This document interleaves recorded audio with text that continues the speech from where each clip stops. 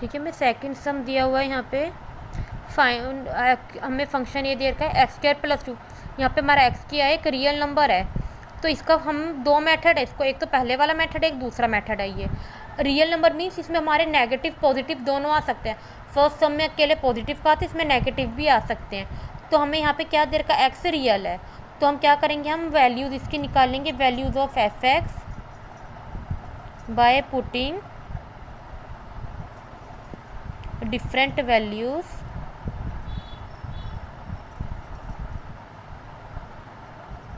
X. तो यहाँ पे हमारी आ जाएगी वैल्यू ऑफ एक्स,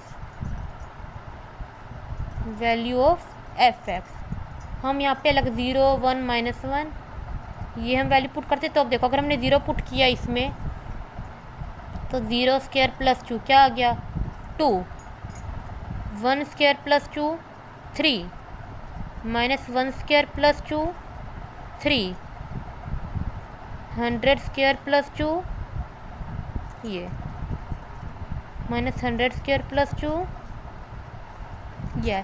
तो देखो हमें यहाँ पर देखकर क्या पता चला कि हमारी सबसे छोटी वैल्यू तो 2 ही आएगी, क्योंकि देखो अगर हमने 1 ऐड किया तो भी 3 आ रहा है, -1 किया 3 आ रहा है, तो मीन सबसे छोटी वैल्यू तो हमारी 2 ही आएगी यहाँ पर।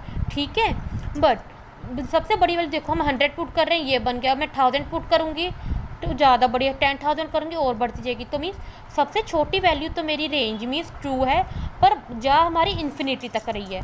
तो हम यहाँ पे लिख देंगे we note that f x has a minimum value of 2, कि मिनिमम वैल्यू तो 2 है, बट या एंड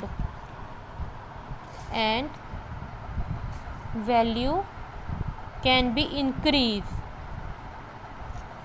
पर हमारी इन्फिनिटी तक जा चल जाएगी ये, क्योंकि हम ऐड करते जाएंगे, वैल्यूज़ हमारी आगे बढ़ती जाएगी। तो हमारी रेंज क्या आ गई 2, 2 से छोटी नहीं है तो 2 पे क्लोज, बट इन्फिनिटी तक जा रही है तो इन्फिनिटी की तरफ ओपन। अब मैं आपको इसका सेकंड मेथड भी करवाती हूँ।